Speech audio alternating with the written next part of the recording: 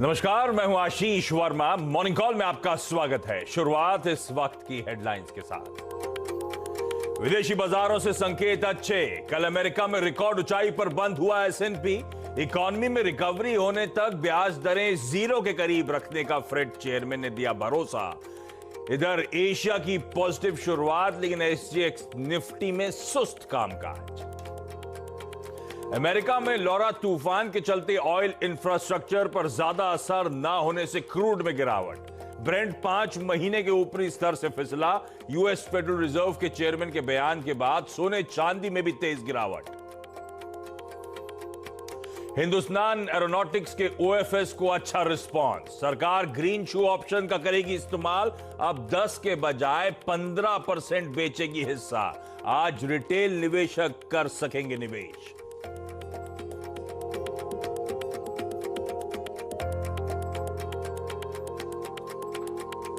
आज फोकस में रहेंगे डिफेंस शेयर। कल प्रधानमंत्री ने कहा डिफेंस सेक्टर में होंगे आत्मनिर्भर। भारतीय कंपनियों को मिलेंगे बड़े ऑर्डर। रक्षा मंत्री बोले 1 साल के अंदर होगा ऑर्डिनेंस फैक्ट्री बोर्ड्स का corporatisation.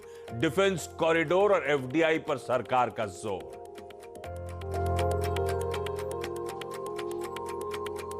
I hope that by early next year we will be coming out with the second list. रक्षा उपकरणों की दूसरी निगेटिव इंपोर्ट लिस्ट अगले साल की शुरुआत में होगी जारी। Chief of defence general Bipin Rawat बोले दूसरी लिस्ट में पहले से भी ज्यादा होंगे सामान। जीएसटी मुआवजे की भरपाई पर जीएसटी काउंसिल ने दिया उधारी का विकल्प। वित्त मंत्री के 2 सुझाव, या तो सीधे राज्यों से लें आरबीआई से उधारी या फिर केंद्र की लें मदद। 7 दिन में राज्य करेंगे फैसला। अनुमान से कमजोर एनएमडीसी के तिमाही नतीजे। रेवेन्यू 40 तो मुनाफा 55% गिरा। मार्जिन्स में भी आई तेज गिरावट। और एक दिन में देश में कोरोना के रिकॉर्ड 75,000 नए केस। कुल मामले 33 लाख के पार। Recovery rate 76%। चलिए, शुक्रवार की सुबह तो हफ्ते का आखिरी कारोबारी सत्र और नई सीरीज का पहला ट्रेडिंग सेशन। तो एक खाली स्लेट को भरने की हमें करनी है तैयारी। और ध्यान रखें, इस सीरीज का आगाज हो रहा है बहुत तगड़े मोमेंटम के बाद। तो जुलाई सीरीज में हमने देखा था निफ्टी में सीरीज ऑन सीरीज 8% का उछाल। उसके बाद अगस्त सीरीज जो कल एक्सपायर हुई उसमें भी 4% की मजबूती देखने को मिली है। तो 2 बैक टू बैक बहुत स्ट्रॉन्ग सीरीज के बाद सितंबर वायदा की आज शुरुआत होने वाली है। और हिस्टोरिकल ट्रेंड्स कहते हैं कि 50-50 है ये सीरीज।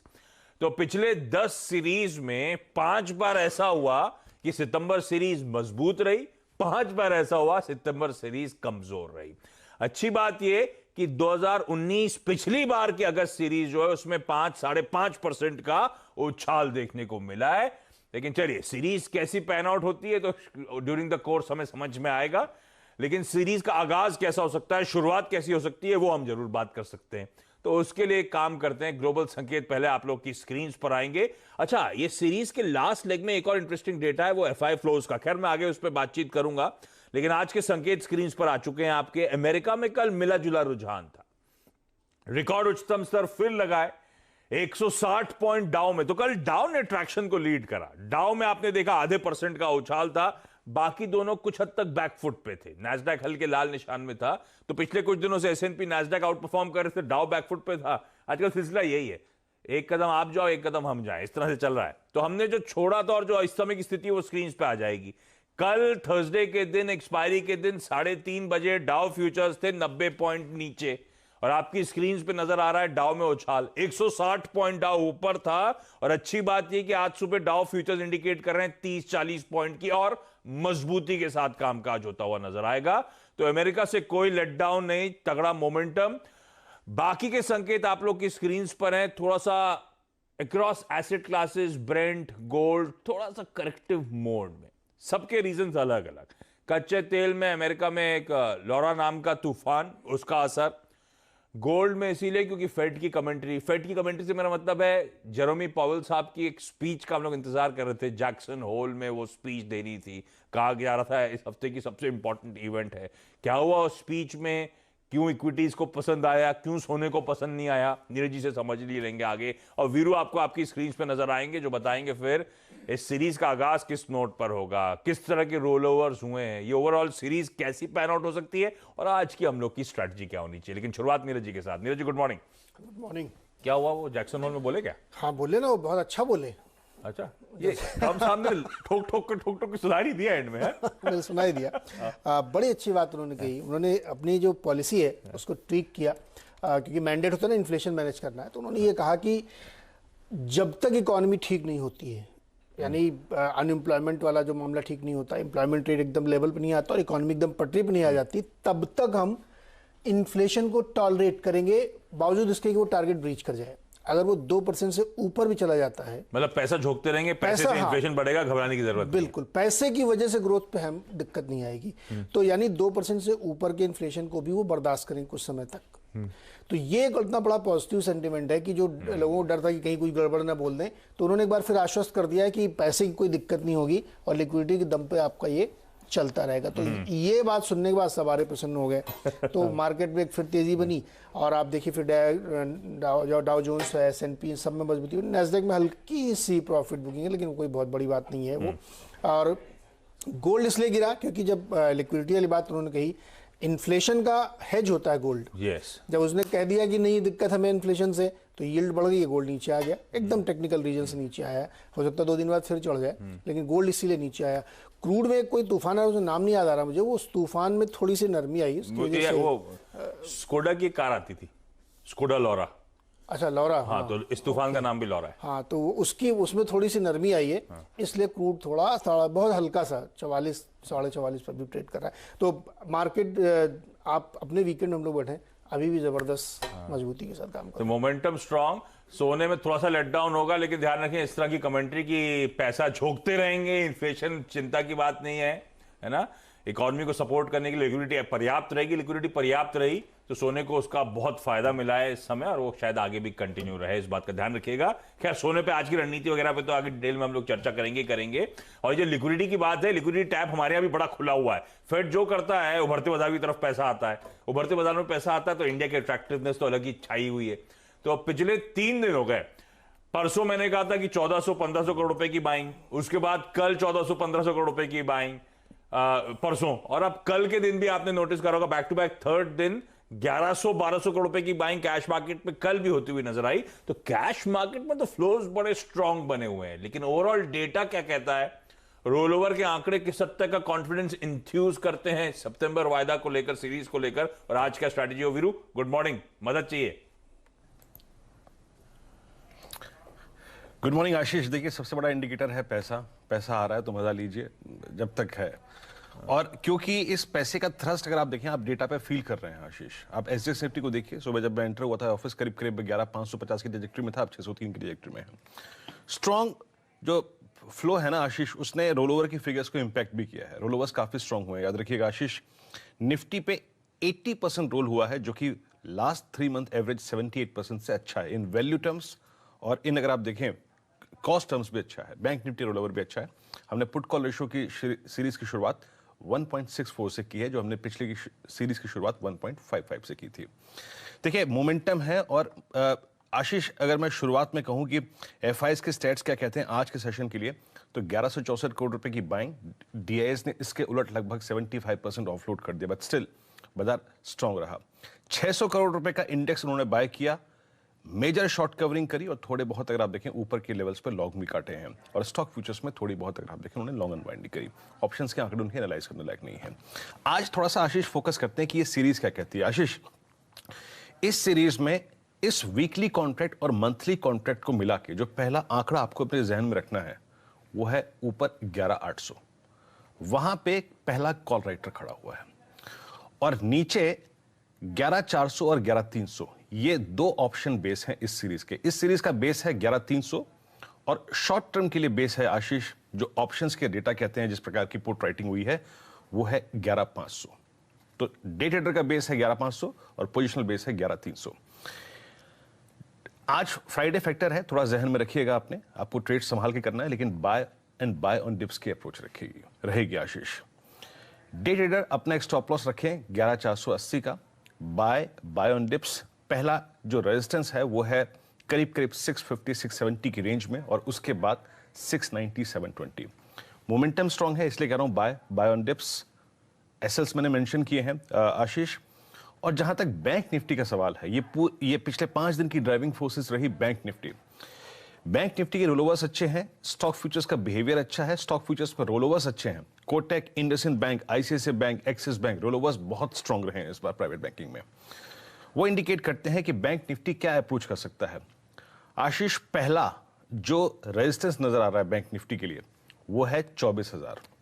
अब 24,000 क्या है, या फिर 23,940 क्या है? 23,940 और 24,000 जो है आशीष, वो है हमारा 200 डे एक्सपोनेंशियल मूविंग एवरेज। तो हम उसका अटेम्प्ट करेंगे, पॉसिबली करेंगे, क्योंकि हर एवरेज में एक कहीं ना कहीं अगर आप देखें एक मैग्नेटिक पावर होती है, तो वो बैंक निफ्टी को खींच रहा है। इसीलिए बाय ऑन डिप्स याद रखिएगा। हमारा ऑप्शन बेस डे ट्रेडर के लिए और साथ ही साथ टेक्निकल बेस वो आता है करीब 23,200 23,300 के रेंज में। इस रेंज में स्टॉप लॉस लगाइए।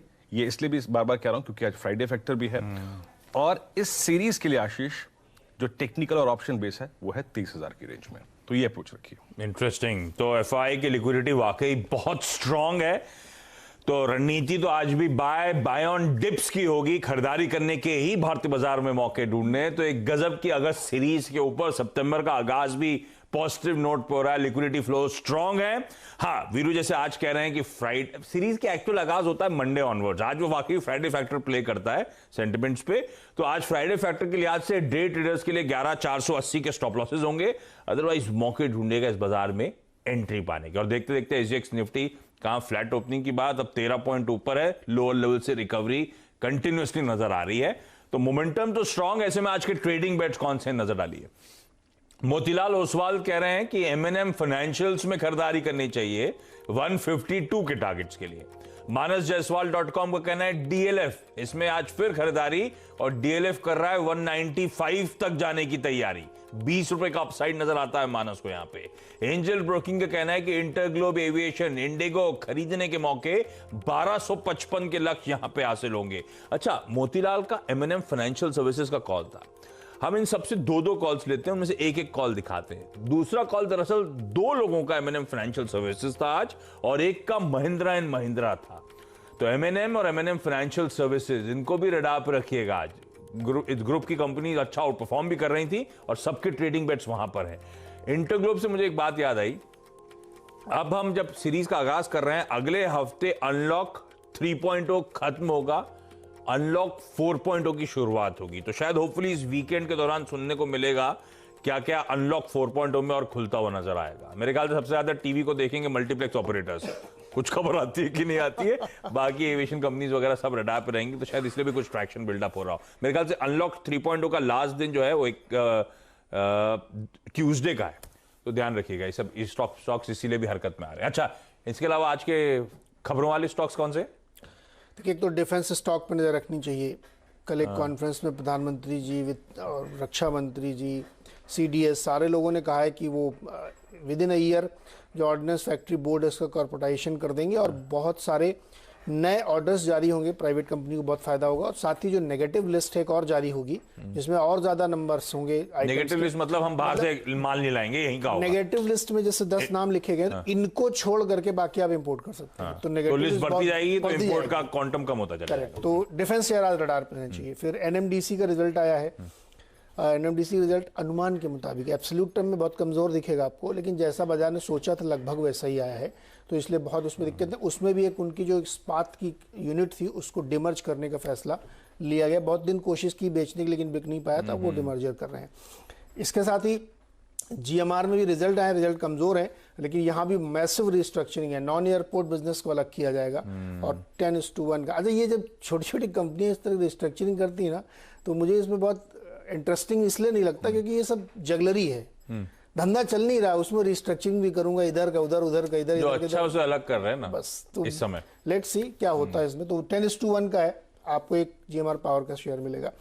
इसके साथ ही HAL और OFS का अच्छा रिस्पांस मिल रहा है, तो ज़्यादा बेच लेंगे, 10 के बजाय 15% बेचेंगे, और आज रिटेल के लिए मौका है, 5% का डिस्काउंट है तो ले सकते हैं। और ऑल कार्गो ने कहा है कि जो डीलिस्टिंग का फैसला है वो ड्यू डिलिजेंस के बाद लेंगे, और कोई इंगा वेंचर्स नाम की कंपनी जो ड्यू डिलिजेंस करेगी। तो अभी कोई फैसला लिया नहीं क्या? स्टॉक 20% सर्किट अभी उनको ही नहीं पता कि हमारी कंपनी का माल कितना है, वैल्यूएशन क्या है, तो मैं तय करूंगा। ठीक है, तो ये तमाम उस स्टॉक्स रडार पे। अच्छा, आज रिजल्ट्स के लिए आज से रिको ऑटो, तालब्रोस ऑटोमोटिव, ऑटो एंथरीज के 2 numbers, apex frozen, Kohinoor foods खाने पीने के 2 नंबर्स, खादिम, फ्यूचर इंटरप्राइजेज और SJVN के रिजल्ट्स आने। अच्छा, AGMs एंड टाटा कम्युनिकेशन और मैरिको की, हिंदुस्तान एरोनॉटिक्स, जैसे नीरज जी कह ही रहे थे, अच्छा रिस्पांस नॉन रिटेल की तरफ से। आज रिटेल वाले चाहें तो OFS में सब्सक्राइब कर सकते हैं, उनका दिन है आज। बिरला टायर्स की बोर्ड मीटिंग है, फंड रेजिंग, और फंड रेजिंग डेट के साथ साथ इन्होंने कहा है इक्विटी के जरिए भी फंड रेजिंग की तैयारी कर रहे हैं। इंडिया बुल्स वेंचर्स की बोर्ड मीटिंग है, ये एक प्रेफरेंशियल शेयर जारी करना चाहते हैं, और साथ साथ उन्होंने मेंशन करा है certain foreign investor oblique investors, तो इसीलिए खासियत, इसलिए मैंने मेंशन कर दिया। हेल्थ केयर ग्लोबल के जो टेक ओवर चल रहा है उसकी आज लास्ट डेट है, और हाँ, आज से वो सतपथे साहब का पसंदीदा सेंचुरी टेक्सटाइल्स, साथ साथ उज्जीवन और इक्विटास सबके सब कैश मार्केट के स्टॉक्स हैं, वायदा से बाहर हो चुके हैं। ठीक है, इस नोट पर क्विकली एक काम करते हैं, छोटा सा ब्रेक के उस पार समझेंगे आज कमोडिटीज और करेंसीज में कैसे स्ट्रैटेजाइज करें।